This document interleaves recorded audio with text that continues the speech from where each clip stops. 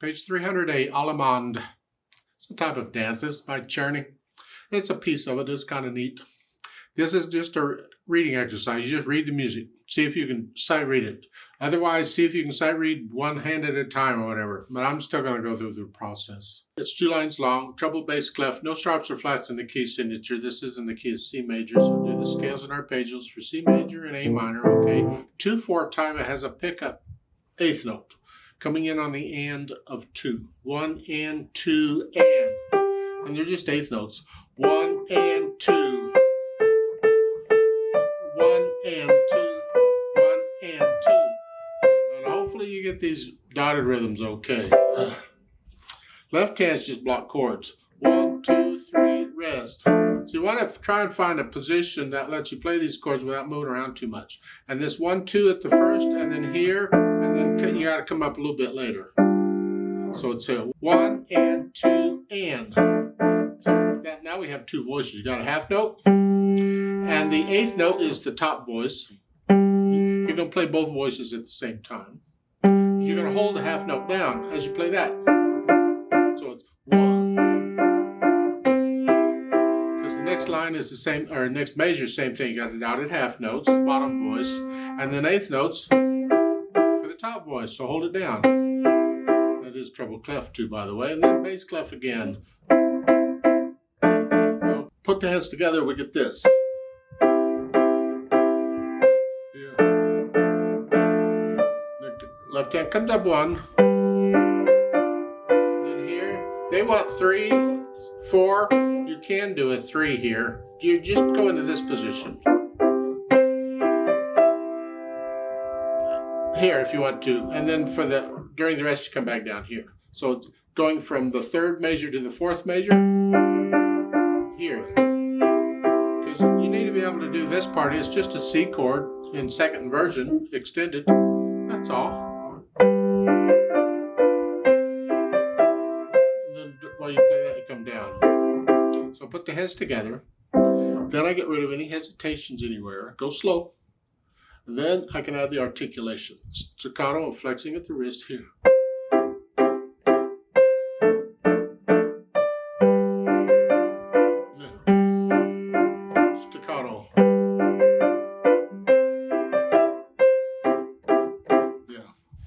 Now on the 4th measure,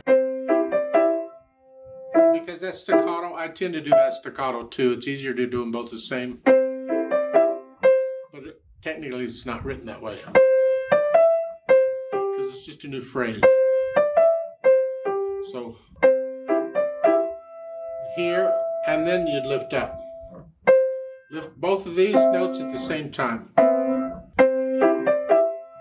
And this comes up when that plays. Here, technically it's what it is. What's easier to do is staccato. A long staccato. You work it out. If you played them both the same, I would take it. I would say, oh, let's go on. We got bigger fish to fry later. You get the same thing in the next to the last measure. Here. You can do them both the same. But it's not written that way. That's how it's written. But it just makes it a little easier because what the left hand is doing, just do the same.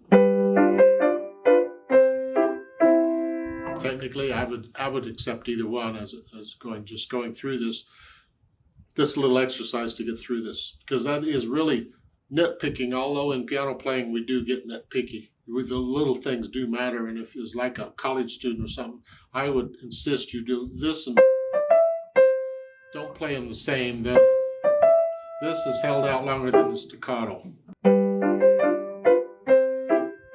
By the way, in the last measure here, when I play that, that comes up here. There, so it's a rest. Again, it's a little nitpicky things that make a big difference later on. It's just you got to choose your battles. Which do you really want to get nitpicky on right now, or do we wait till later, or do we draw now? How nuts do you want to go? Okay. So I get the articulation. I think about the dynamics. They don't really give you just soft, and that's the right hand. This, very soft.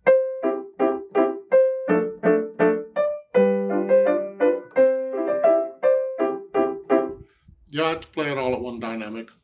Experiment. Try different things. I get a little swells in place. And this, bum, bum, bum. I got just a hair louder, bum, bum, bum. Then come down. It's like I put in a slight crescendo on it every measure, and then I come back down.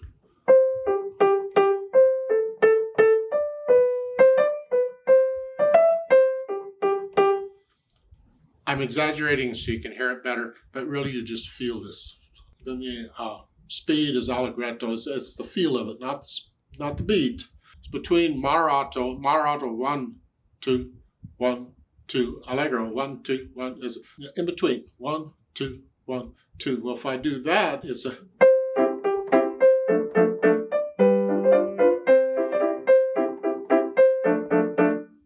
That might be a little fast.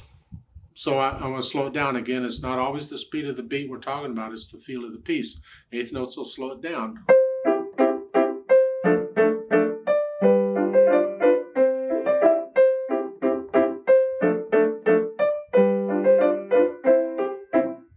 Yeah, something like that. It doesn't have to be exactly that speed. You decide on your allegretto. Just make it accurate. They want you to transpose this to D major. So we're going to go from C major to D major. We're going to go up one step. So all of the notes in the music go up one. Instead of a C, it's a D. Instead of a G, it's an A. And then I play in the key of D major, which is right keys except for F's and C's. They have to be sharped. There are no accidentals here, so we just deal with that.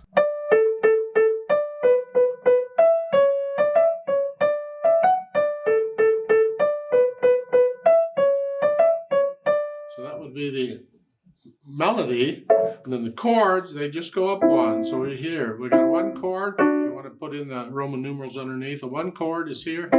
That would be here. I don't care how you finger it, just finger it. And then instead of here, it would be here. Go up one note. Here.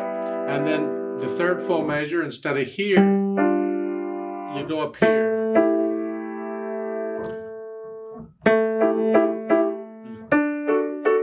It's a 5, 1. Then here.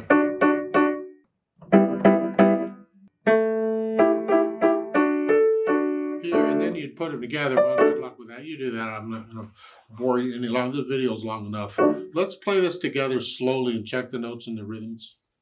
I'll give us 1.5 counts. And I'm going to put the metronome on eighth notes because there's eighth notes everywhere. Yeah.